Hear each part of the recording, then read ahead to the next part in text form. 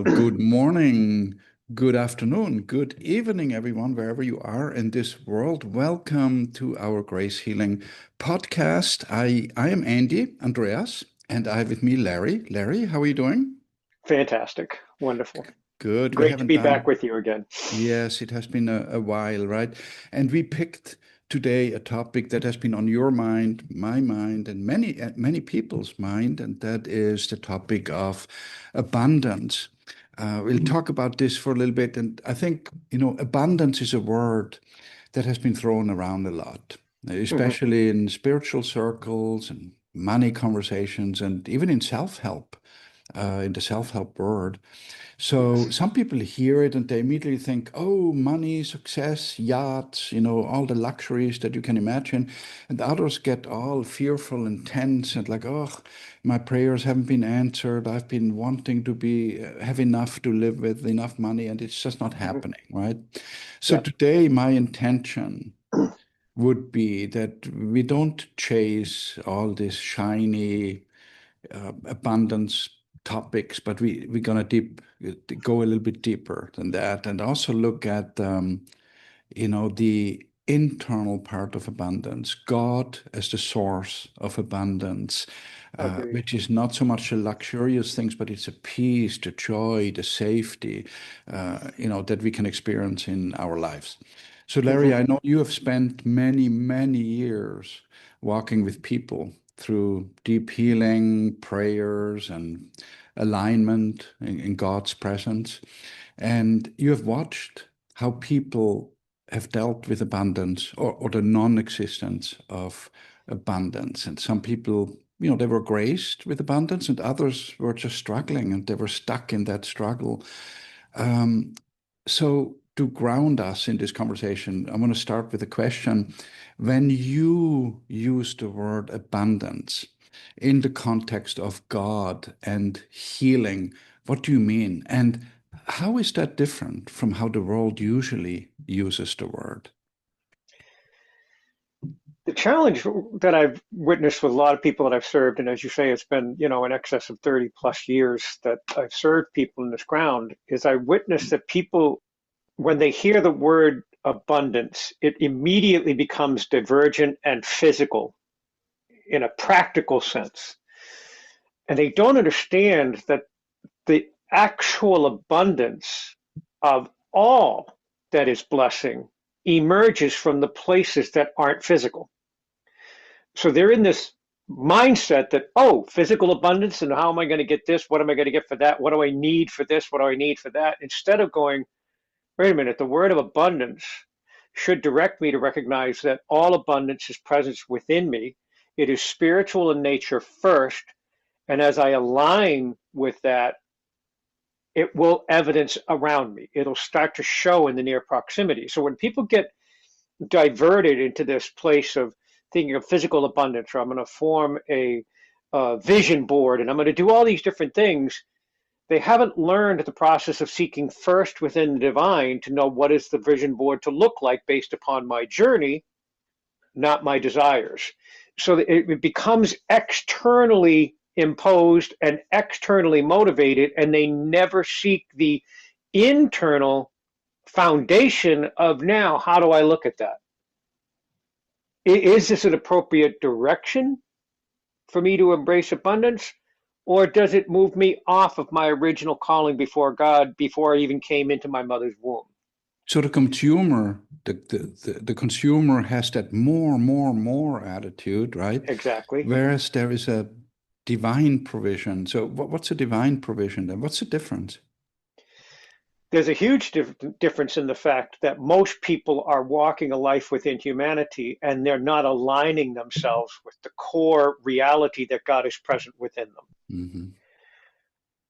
which in that expression, and I won't get like you mentioned it, I won't divert too far off into other directions. I'll try to keep this hemmed in to this subject. But the reality is, we in our human journey, that which knew of God perfect and pure before we shed our knowledge of God, passed through the veil of principalities and entered the veil of humanity, we had a clear understanding of the nature of our journey and our walk. From within this realm here, if we align ourselves with God abundant, God abundance in us, what'll happen is from our original contract before God, our original agreement before God, and the nature of our journey, we would be aligned with God, that's what I believe is the gift of grace.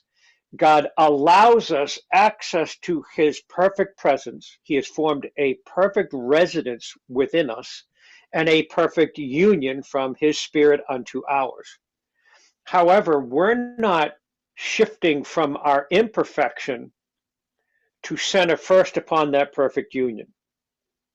So, from within our imperfection, whether it's a human veil or a spiritually influenced veil, we are moving to this place where we are starting to formulate our ideal or idea of abundance from this place of the veils of humanity or the veils of spiritual influence, physical desire or fleshly desire, meaning soul desires. We haven't centered in to say, okay, whoa, let me come back to the foundation of my existence. That is Yahweh Elohim, God and Creator within me, the very foundation of all that I am, and the author of all things blessed. Let me stop God you right already, there. go Can I for it. stop you right there? Because Yes. you said something, you used the word desires, the earthly desires, or I Hmm. think you used. But how about survival? If I don't have money, if I have a great lack in my life and I can't support myself physically, so that I'm getting sick and I can't support, I don't have the strength Yep. to support myself. I mean, I need to fulfill that first, don't I? Again, if a person is facing any form of lack, it's merely evidence that they are not searching the presence of the divine within because they've somehow moved themselves off of the rail that is the divine plan. So if they are lacking in provision, it's like, I think I experienced this once with a minister down south. I think he was actually from North Carolina, but I forget where that was. But um, and they were into this abundance mindset, and I have everything that I need because I'm aligned with God, because I'm aligned with God, and you could just tell there was so much that was not in alignment with God. But by charisma, by his ability to present himself as an entity to look upon, people were funding the nature of his life existence. And I just asked him a simple question. I said, well, would you have experienced this same result had you been born in the middle of the Serengeti?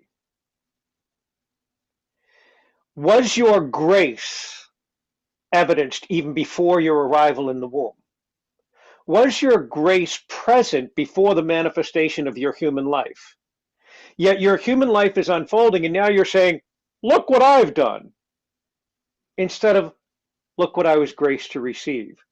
So, again, if we're going to come back to the basic provision, the basic needs of our lives, there are some people that came upon this planet knowing that they would be in a path that would show difficulty for basic need, but they would always find a place of recognition and provision throughout their lives, whether they were born in the Serengeti or born in Moab or wherever they happened to be, the deserts of life.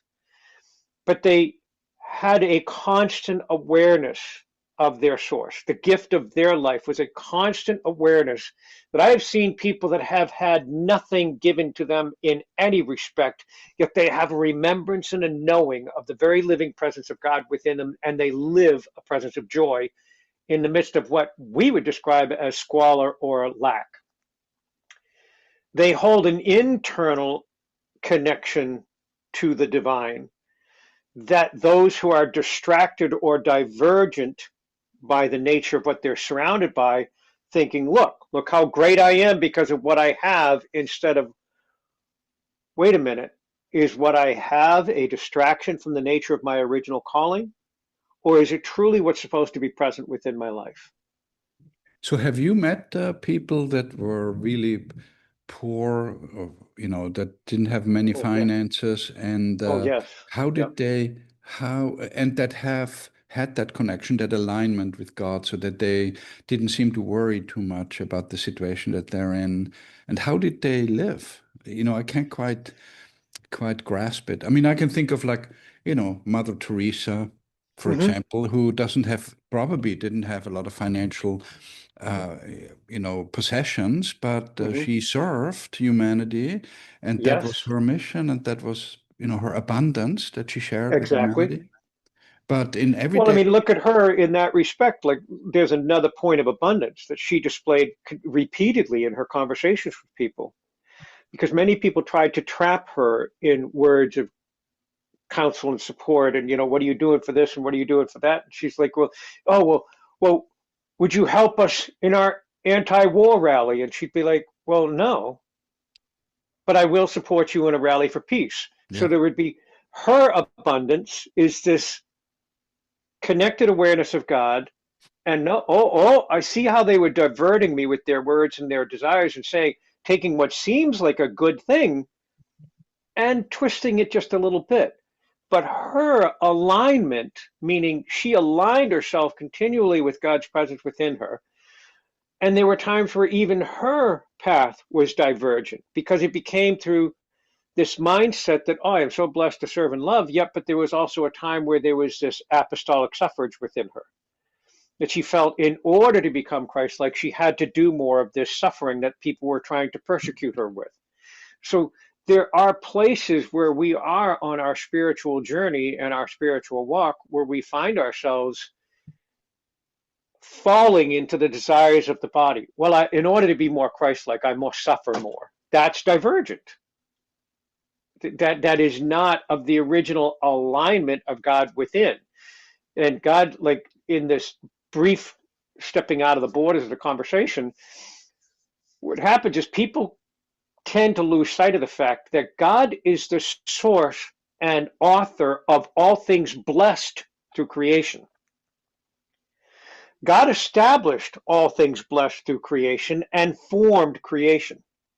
From within creation itself, there became personal desire. There became personal intent to be seen above creator. There became these expressions of the falling nature that weren't created by God. They were manifested by that which in creation that desired to be God. So if we come back to that foundational awareness that if I need basic provision, or if I've met people like I've met, well, from our orphanage and the different places that we served, and the people that I used to serve in Africa and different places that just had nothing, yet they sustained and they survived and they moved and they had this peaceful, loving, joyful playfulness that was within them, even when they had nothing of basic provision. And they celebrated everything that did come to them. yeah, And I watch in this societal aspect of what we witness in our country and other countries as well, where people have so much that they can't even honestly be grateful for this one beautiful thing that enters their lives that they didn't expect.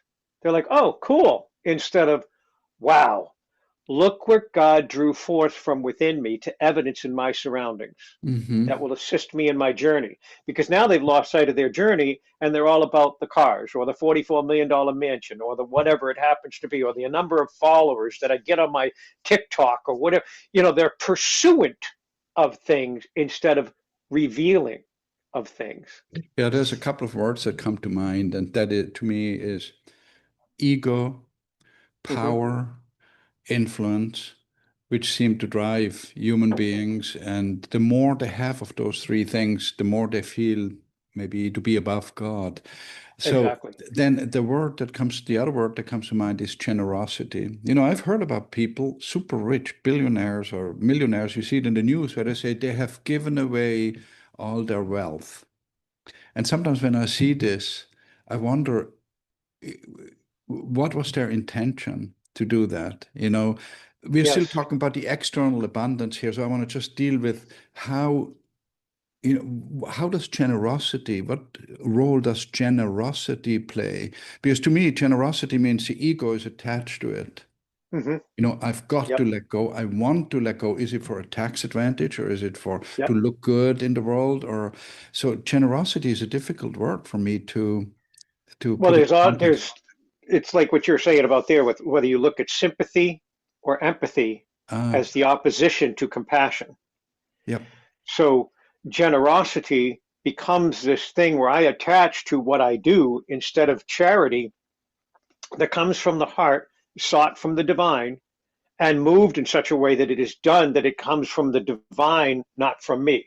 That which was given to those individuals, yes, I was blessed to be the portal to evidence upon the earth, this $1 billion or that $1 million or whatever it happened to be. But that organization was made provision for by God Creator within them. I was just blessed to be a vessel to evidence in that moment of their need.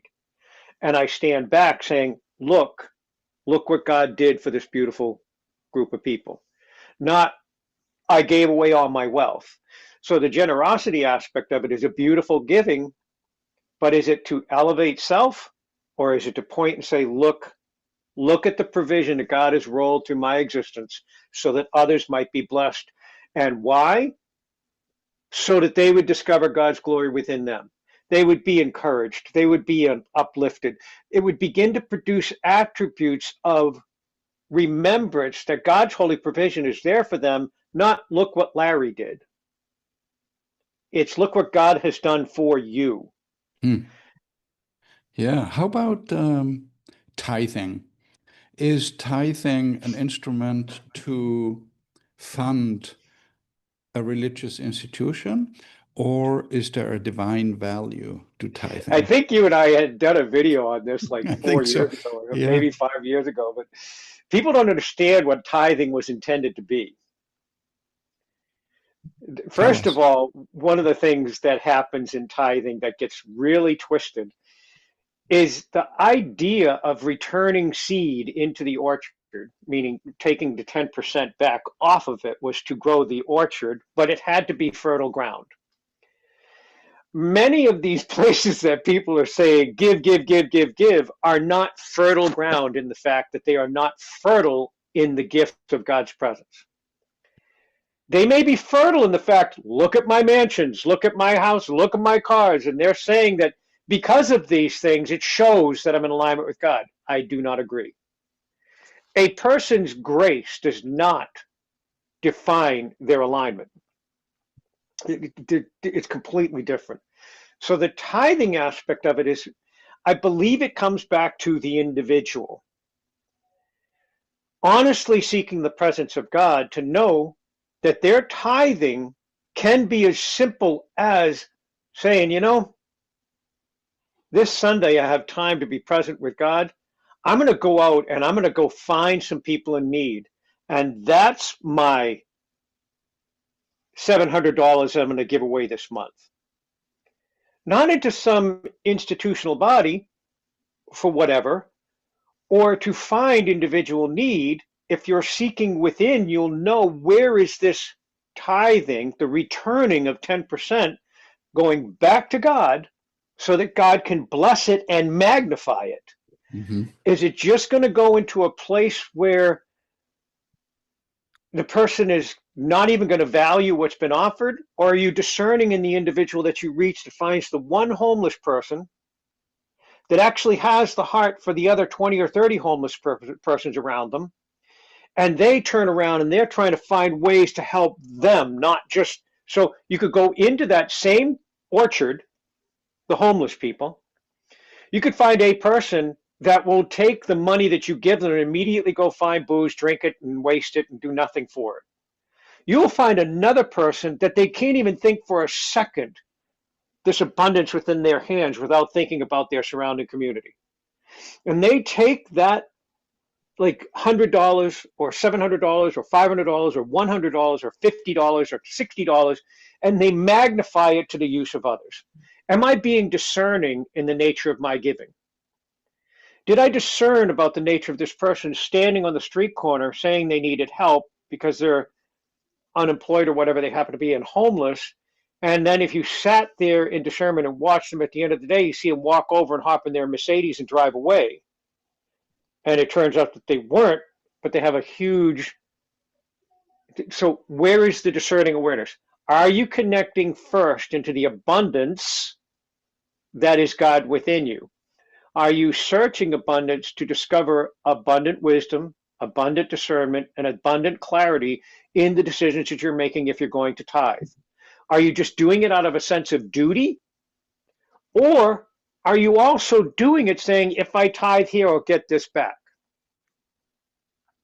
Because that's another thing. That's how some of these mega churches grow, Hmm. is they know that within the body of their people, there are people that are going to give because they think they're going to get back from God.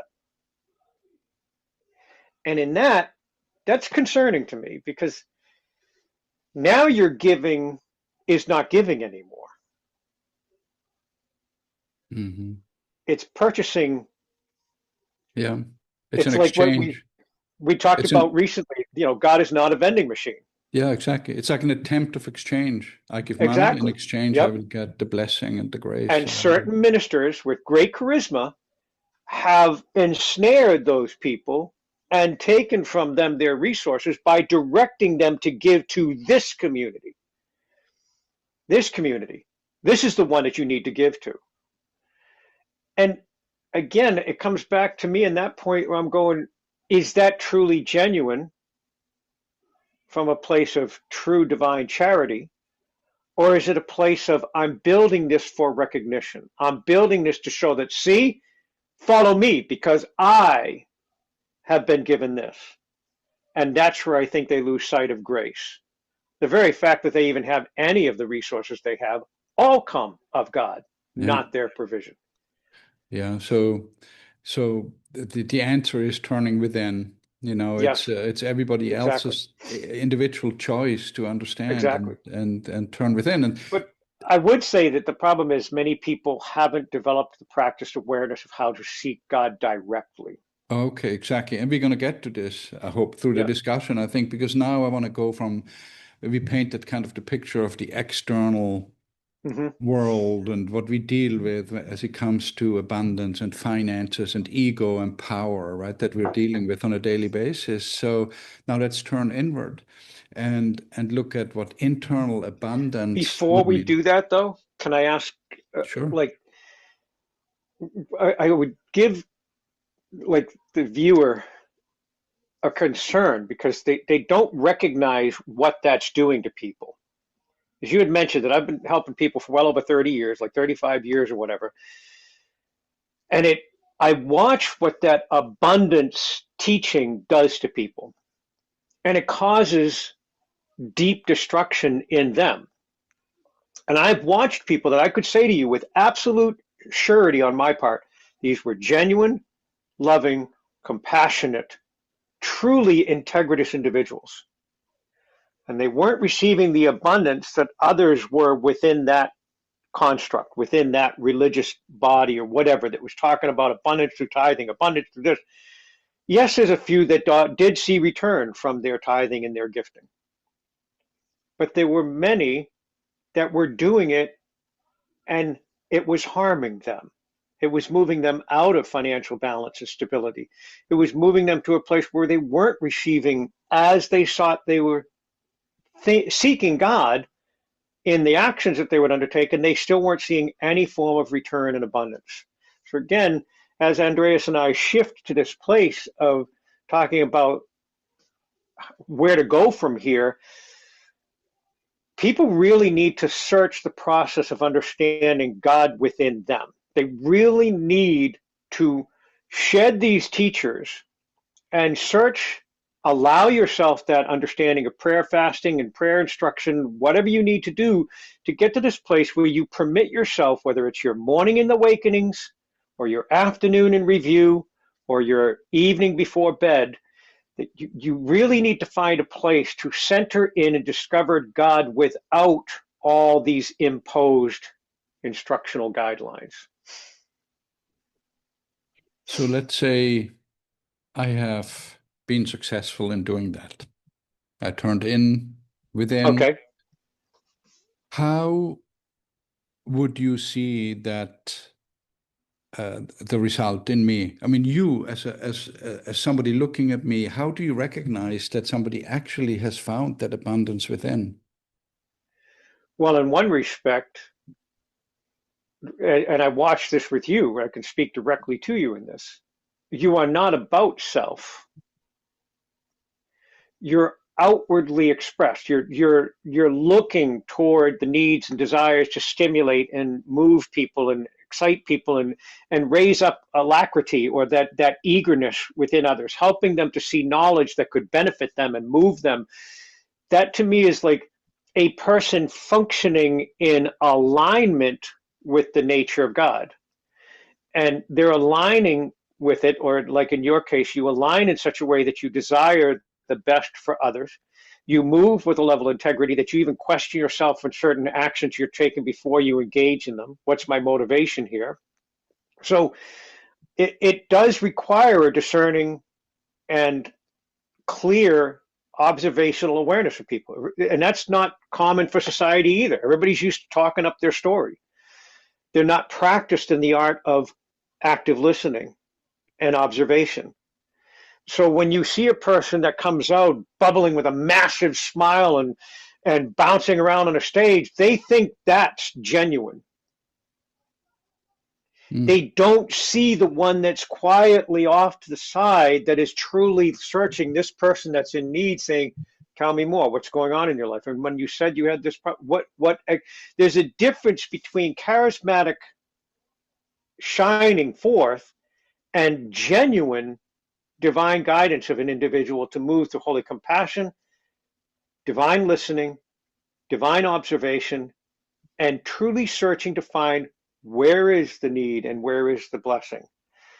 And that's another refined art that people need to gain, is this practiced awareness to honestly check yourself at the door and be present to hear what's really going on, not what you think might be happening, but what really might be going on, if that makes sense. Mm. So, how can we help, or how do you help people that are chronically anxious, you know, afraid of not having enough money, they're scared of their safety in this world? How can we help them? Because it's inner work that needs to happen. That's what you're saying, right? We've Yep, got to help them to go within. yep. But some people are resistant. They say, "No, that's baloney. No, no. I need a physical way of this earth to get where I'm going. Don't give Well, me one of the this. simplest foundational elements would breathe. Breathe." Allow yourself the chance to breathe. And I don't mean that just like in a curt, short, chopped off kind of way. Most people don't breathe, quite frankly. If you watch most people societally, if they're sitting there moving around, you watch them in a restaurant, it is rare that you'll see, every once in a while, you see somebody go, and they'll take a breath.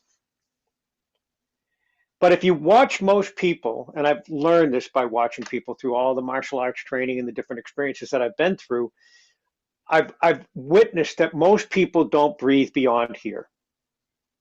They breathe to this point, their breath stops, and they're kind of like just functioning, and they're just exchanging air between their mouth. They're not even really filling their lungs. So if we want to go to a practical sense, if a person would just decide very simply, and I'm going to commit to God within me and my life, and I'm going to just allow myself in the morning, I'm going to sit up and I'm going to give 3 focused, intentional breaths, just simple 3 full breaths. And by the 3rd breath, I'm going to find this breath throughout my whole body, not just my throat and my lungs. I'm going to just move through this breath, and I'm going to do that. And then take this same concept to heightened situations in our lives, situations of difficulty that present in front of us. Do you honestly allow yourself the opportunity to go, whoa, take a breath, observe, and determine a response instead of a reaction? The reactions usually get you into more hot water. The response moves you away from the heat. It allows you the moment to breathe, center, and I will tell you that anybody that's watching this, the very breath that you breathe is the power and force of creation that is God's spirit within you. It is known as Abun, the living breath of God within you. Except if we're just not really connecting with breath, we're not connecting with God within. So this whole conversation begins in the reality that are we allowing for our intention to be aware of the breath that is God's presence within us? And then are we engaging that breath? I know meditation teachers that aren't. And then they don't understand why they can't make certain answers in their decisions in their career and their life and their service to others and the responsibility that they hold, why they can't shake off what they just took while they were sitting there doing a meditation class. They don't understand why they can't walk out of the class without carrying a burden on them. They feel heavy, they feel weighted.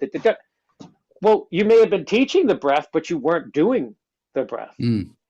And when I am dealing with them on the phone call, when they're asking for help because they walked away extremely weighted by something, we breathe. In the breath, all of a sudden they're like, oh my God, I really just needed to just do this. I'm like, yeah. So we connected and did it, but you didn't even permit yourself that ground when you were teaching others. So the breath is calming emotions Yes, it too, will. right? I It mean, it will has calm emotions. yeah. It'll make room for divine clarity and wisdom to enter in instead of the intellect. The intellect can get in the way. Yeah. Yeah. So I have on my notes here that, the third part I wanted to kind of get into. So we talked about the external abundance, internal abundance, and now let's talk a little bit more about the emotions that go with the thought of abundance. And there's really two sides to it. There's I call it the shadow emotions and then the light emotions, the more positive Okay. ones, right? If Yep. we look at the shadow ones, the darker ones, we're looking at fear, we're looking at jealousy, we're looking at all sorts of these negative feelings. So what you're saying is by calming your system down, your mind, Mm-hmm. your body through breathing, that's the way Yep. to do it, right? Mm-hmm. Yep. Good. So, but it takes exercise, right? I mean, it takes It time it does. It does because take practice. I do that, and still certain fears may stick Yep. around for a long time. And Well, we can, remember that right now you and I are talking on the plane, Andreas and Larry, yeah. and what Andreas is dealing with, what Larry is dealing with, and is Larry spent enough time to learn how to focus on God first, but we don't want to lose sight of the fact that there is a spiritual component to this as well. Hmm. It's not just Andreas encountering the spirit of anxiety. It is the spiritual process that you came here to bring healing to, not just Andreas, but the spirit of anxiety that you encounter. The emotive things that we attach to, emotion of anger, the emotion of vengeance, like physical desire to wreak vengeance on somebody, the frustrations, the confusion, these things, there is a spiritual component in this. And I watch people teaching all kinds of stuff, whether they're teaching abundance or whatever, they're not teaching the spiritual component of it. They're not teaching the fact that if you keep encountering anxiety, it's not that you're broken. It's that you came here to discover anxiety, to release it and set it free. So, but It's that spiritual component is exterior to me, right? It's not, Yes, it's external it to you. It is part external. of the order of principalities. It's part of the spiritual realm, and it will present to law of attraction like Yep. individuals that have lived that anxiety of their past. Yeah. However, through practiced awareness that I align myself more and more and more and more with God, I recognize the anxiety before it can cause iniquities in my life, before it can bring harm into my immediate surroundings. The anxiety does not make me move in such a way that I all of a sudden make a bad decision. The anxiety reveals itself, and I go, wait a minute, Mm. I'm choosing God within me. I release the anxiety and I breathe the living presence of God within. From this breath, I am no longer governed by the anxiety. I am now governed through clarity, wisdom, fortitude, steadfast, I see these things. I got to move in this direction Yeah. because now I'm not governed by the spiritual influence of anxiety or the past nature, familiar nature of anxiety. I chose that moment to not allow for something of a spiritual nature to embody itself within me. Yeah. I chose God. So thank you for sharing that, Larry. That gives me a new perspective about something I just read. I read a book called Your Wish is Your Command. Okay. It's actually called Your Wish is, what's the saying? The saying is Your wish is my command, right? That's what people Yes. always say. But Yep. the book's title is Your Wish is Your Command. And in there, the author made a statement and said, never I am anxious. Say I'm anxious. Right. Yep. To acknowledging it, but not I am not anxious. I Yes. am not anxiety, right? Yep. I I am wisdom. I am, God's Exactly. all Yep. those attributes. Now, So, to me, those are the living words. And I actually had a thought that I had written down that one of the things that people miss, because there's a lot of research coming out through the DNA and altering the DNA through the words that we speak and the different things like this. And there's a lot of wonderful things that emerge from those prayers. But then there's also, again, the human component diverges that. It moves it off into this divergent place. So the words we speak are already present within us in the form of blessing before God's presence within. The problem is people start scripting their words based upon other people's input. They start scripting these words that they're going to, oh, this is my wish to do blah, blah, blah. And they word something that is not in alignment with their actual journey because it was shiny. It was bling. It was great. It was what he just said was pretty cool. I think I'm going to add that to my intention instead of, that really looks shiny and blingy. And well, I'm going to search God first before I can include these words in the nature of my walk, because I want to make sure that these words presented by another, stirred within my desire, are actually in alignment with my calling, my journey. And you may find within you that instead of the words they were speaking and writing onto their life board and putting their images on their board, their dream board, or whatever they want to call it, you may find that I like that, but it's not for me to participate within. And here's the living words that are present within me. As I seek God within the living breath that is the spirit within me, I'm freed from all anxieties, all fears. I'm resident in the truth and reality that is God present within. I breathe deep, and you allow yourself, whether it's 7 breaths or 21 breaths, all of a sudden you receive an inspiration that, oh, I am health and vitality throughout every one of my cells. For the very cells within me are formed by the living word of God within, and God is the author of all things blessed through creation. So you start to formulate a living word utterance out of your own tongue that's formulated by God, not your desires. Then your words rise up to show you evidencing how you are formed in God's sight and what needs to be in your near proximity by the very words you're speaking, and then the manifest result that's around you. yeah, I've seen often, I talk to people and they use certain words that are derogative, not very nice, always Exactly. complain. And I pointed out to a few people, watch for a day how often you use that word, that Yeah, specific word. And exactly. they've come around to me and said, oh, wow, I didn't realize. Well, it has a huge impact on your life, like you described. But Larry, can you share maybe a story, without names, of course, of someone that may have been carrying deep fear or shame uh, of provision, of like Yep. survival, that met God and where God met that person in a good place, that the person got Well, healed. I have some that I could share that would be like fantastical and I mean verifiable, but they're almost unbelievable. I mean,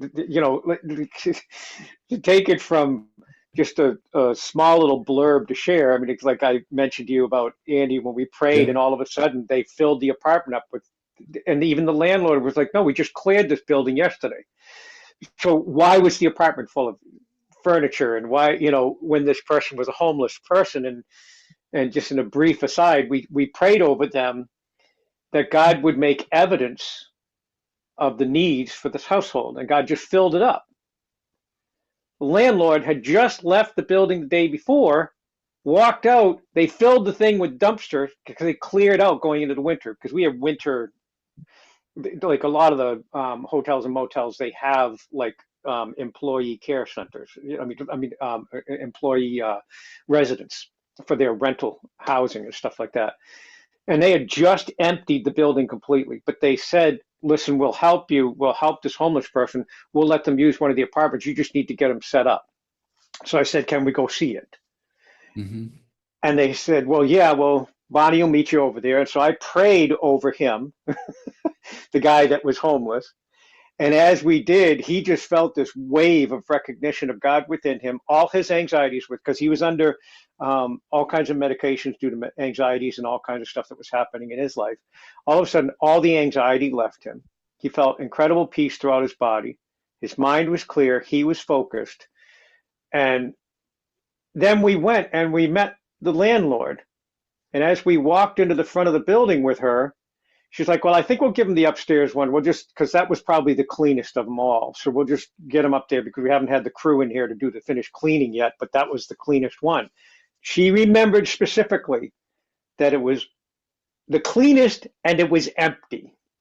And we walked up the stairs, opened the door, and it was fully furnished. Huh. It had a kitchen table with 3 chairs around it. It had a bedroom in each, a bed in each of the bedrooms on little metal frames. And there was a chest of drawers in what would be the master bedroom where he would be sleeping. And there was a chest of drawers for where the children might end up in the other bedroom. It was Spartan in the fact that it wasn't like everything you need, but it was such an encouragement to him that he was standing there in tears.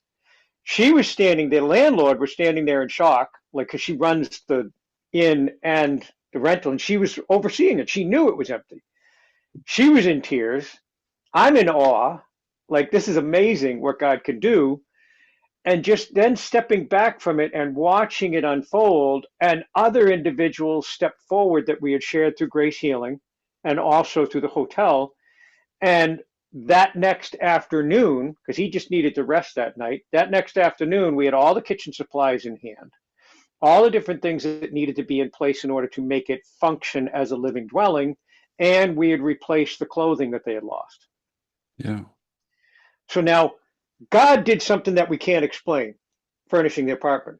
God also did something by moving through people in the heart of generosity through compassion and charity, moving people in such a way that God's presence also presented to those individuals. Now, did Andy know who those people were? No, and they didn't care to be known.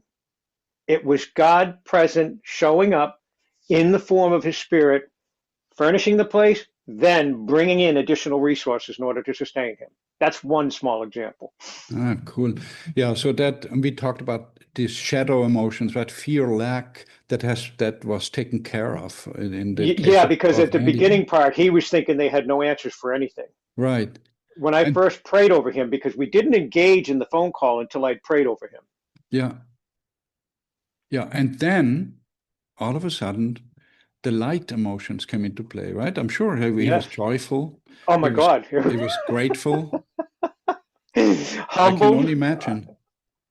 I mean, the humility that rose in him, and then the humbled, like, shocked awareness within the landlord was just amazing. I mean, to see this dynamic unfolding.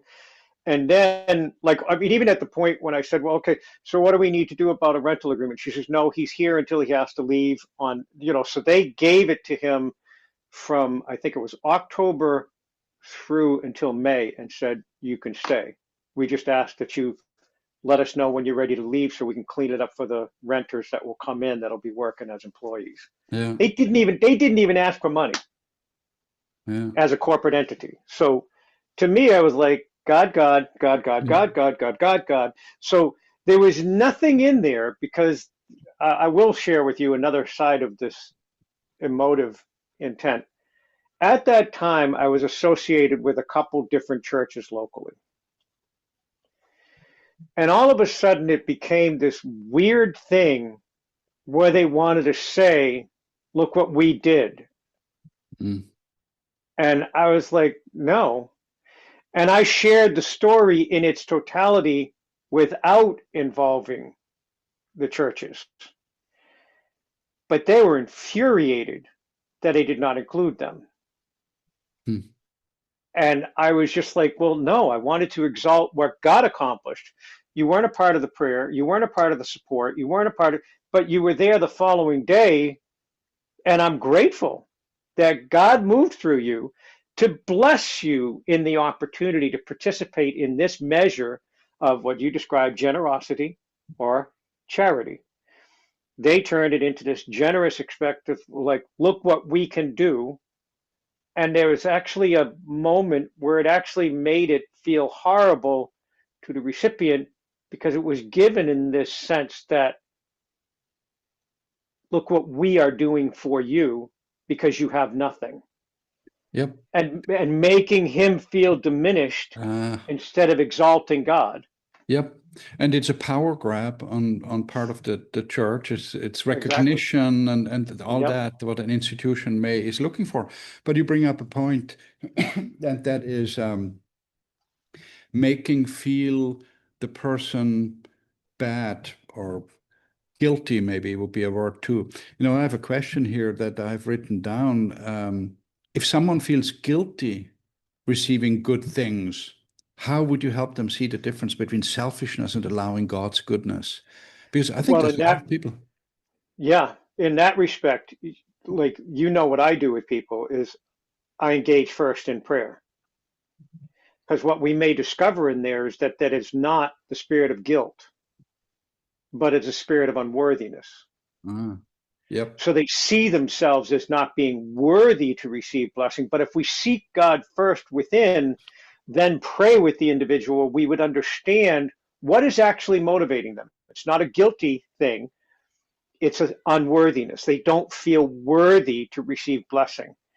And that's been imposed upon them either through institutional instruction through their youth or a family or generational influence that made them think that they were worth nothing or they had no value before the eyes of God. So if we relinquish and move away those spiritual influences, all of a sudden they can come into alignment with God within them, and then they just move into a place of knowing themselves as made worthy, not something they've done. It's that God through Yeshua has made them worthy to receive blessing. If they want to align with God, not their generational influences, not the words that were spoken by their parents that told them they were worth nothing, they were a piece of trash or whatever. No, God within me is who I align with, not the programming of the past. God within me is the very nature of my results. So instead of me falling into a darker emotive response, I feel a knowing that God has preceded me and God will bring forth provision for all that I need. And I am worthy by God's grace to receive it in whatever avenue he presents, whether it's through that guy Larry at Grace Healing, or it's through that church, or through this system, or through that system, or through this federal funding, whatever it happens to be. God's provision will come to me, and it will not be those institutions that will give it. It will be God's Spirit that will evidence it in such a way that I will know God's hand within it. Wonderful. Well, we have a few minutes left. I want to kind of bring it all together and Okay.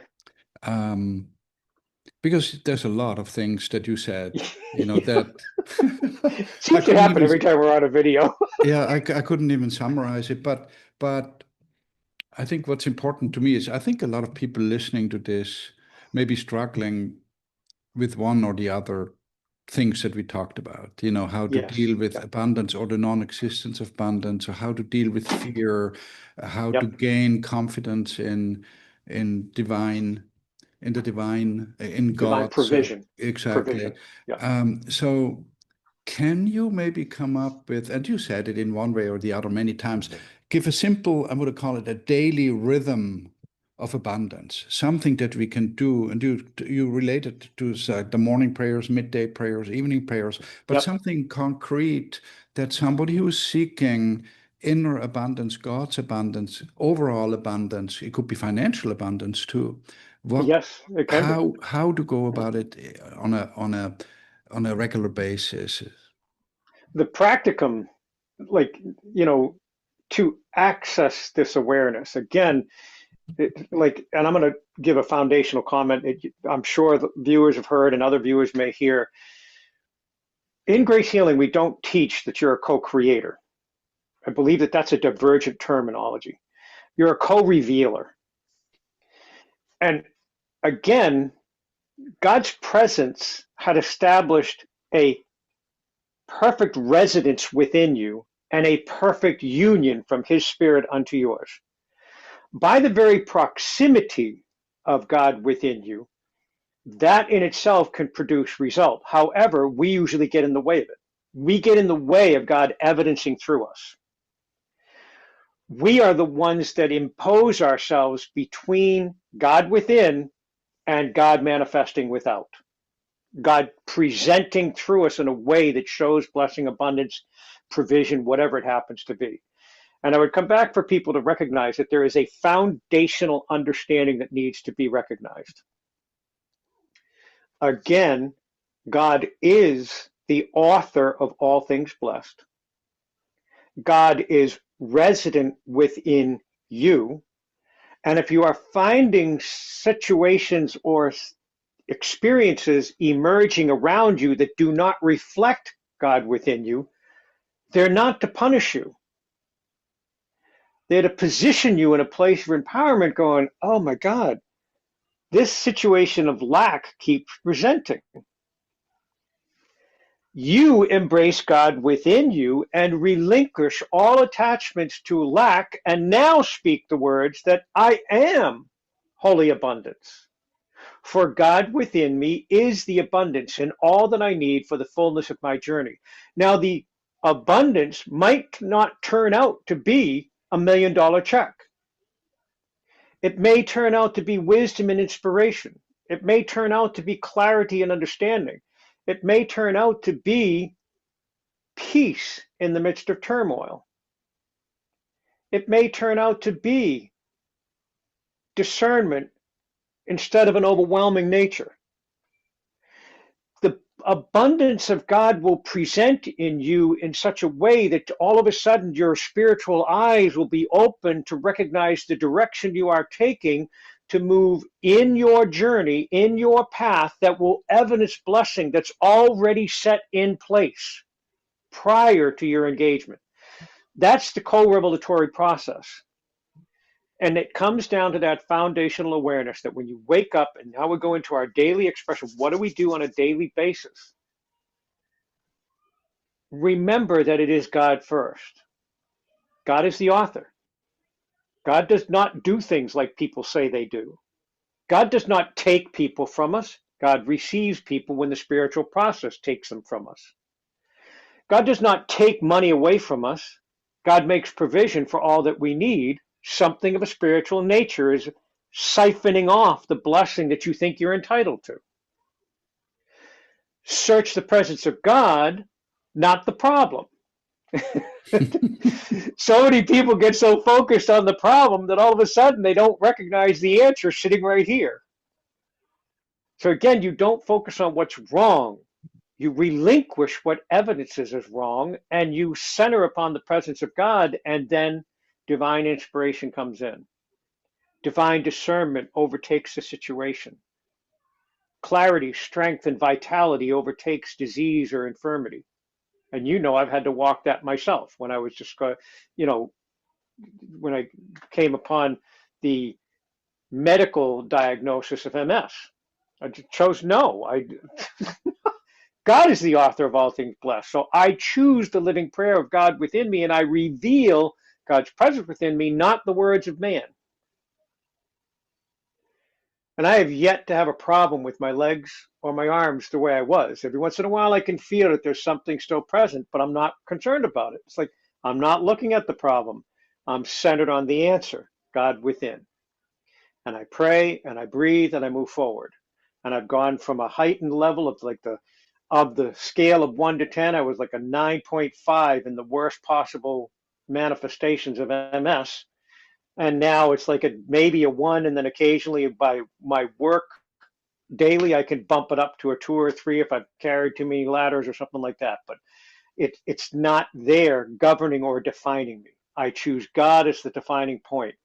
So again, if people want to know what can you do on a daily basis, I would say honestly, sit down with your vision board and pray and relinquish it to God. And then look at God and say, what within the vision board is worthy of your presence within my life? And you will find that probably 80% of the vision board will dissipate. And 20% of it will become real to you, and you'll know that, wow, and then it will actually start to present in your life. So you won't be in self-doubt wondering, why is none of it happening? You'll be in celebration that 20% of it is manifested. Yeah, and some people may not have a vision board, but I Or, think I yeah, think it would be a good way to go about it is to write down, exactly. visualize Yeah. what your dreams are, what your problems are, your fears are, write them down and then release them, don't you think? Release the things that you need to release and embrace the trust that God will guide you in the words that you will speak to bring forth blessing in your life. Yeah. Because a lot of people don't understand that when they formulated a journal that they wrote, or a prayer that they wrote, or a prayer that they say every day, oh God, please help me with this, they've lost sight of the fact that God already gave them the power.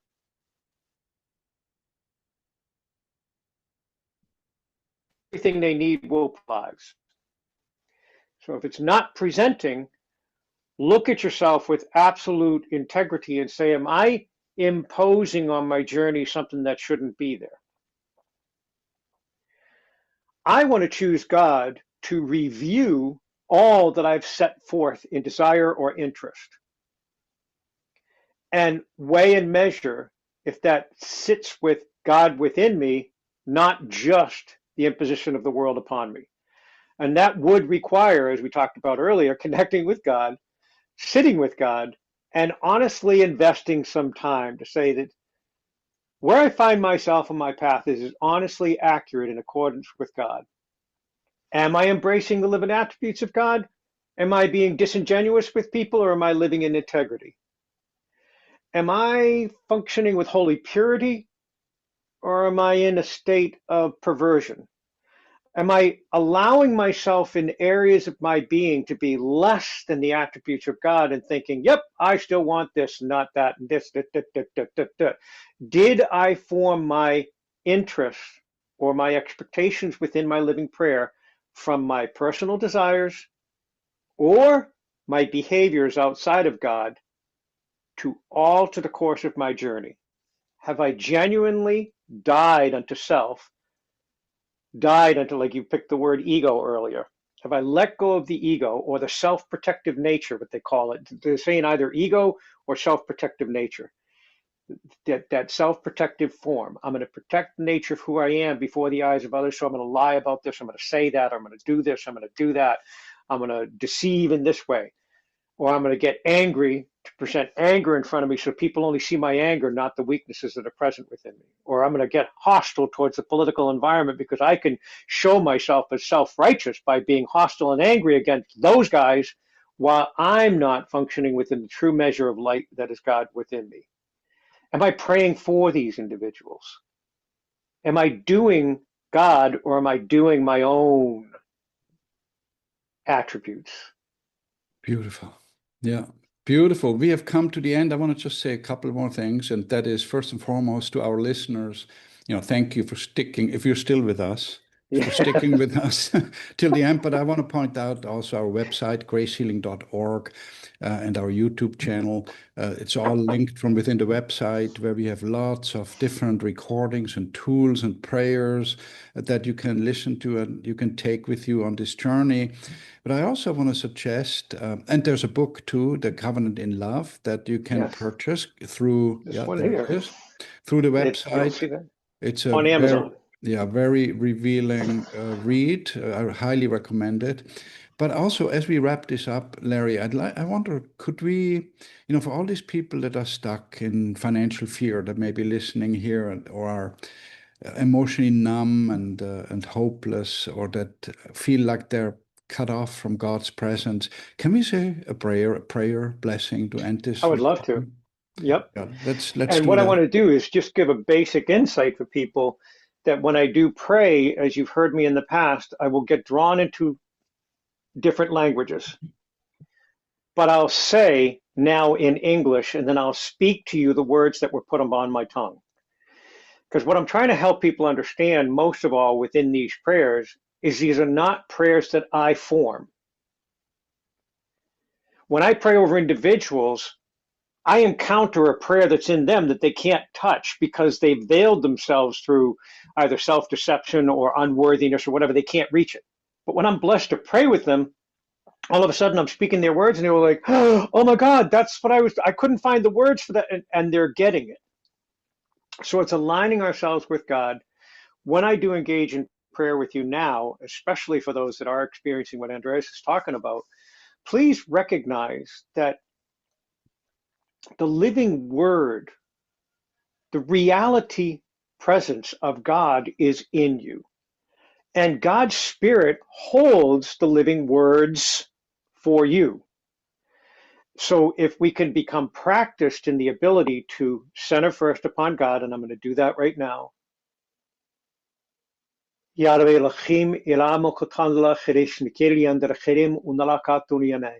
Yeshua Avun Sabal Minokataria. In English, Yahweh Elohim, God in three, we offer thanksgiving to know your presence within us, as you expressed yourself to be physically known through Yeshua, and the living breath of your spirit manifested in all that we are. I thank you that even now you release from within those who are watching this video all spiritual anxiety, all spiritual fear, that they would recognize and know the resident reality of your spirit within them.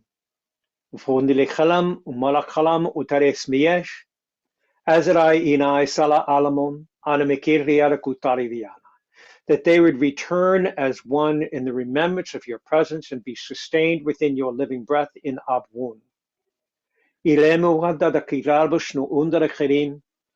I pray for each and every one of you to remember that you are formed of the one living God. You are present as the one living God is within you. You have been designed in such a way to manifest God's presence through you, and you have been made worthy by grace through Yeshua. The physical manifestation of God in the first utterance of God's word when he spoke into creation as he established an image of self. You are a holy creation.